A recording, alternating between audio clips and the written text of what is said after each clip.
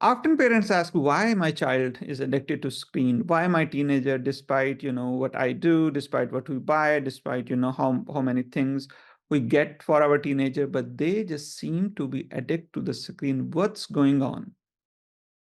So I often inform parents the screens are not toxic in itself. They become toxic when they take over for everything. And before I go in detail, I want to share one thing I learned from Dr. Shifali Sabari's presentation, and also reading a book from Dr. Dan Siegel, The Power of Showing Up, that they talk about 5S.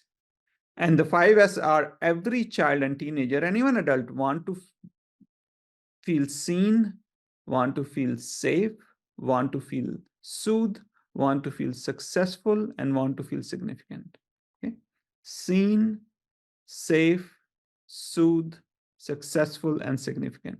And you can see these are very normal human desires to have. But what has been happening, like when these children or the teenagers are getting all these 5S's only from the screen, then the screen become toxic.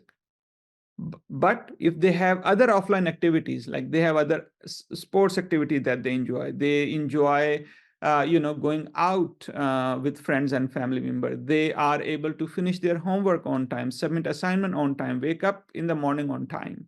So if they are able to do those things, and if they enjoy playing piano, playing soccer, playing the basketball, or engaging in debates or arts work, and that time of their healthier activities is not being impacted by their screen, then that's not the addiction.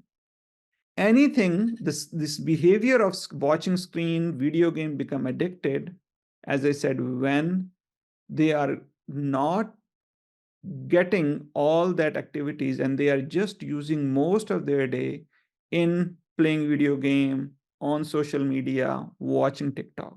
So as a parent, I really encourage you, whenever you find your children spending more time on the screens, try to figure it out. What are other ways that I can make my child feel seen, safe, soothed, significant, and successful?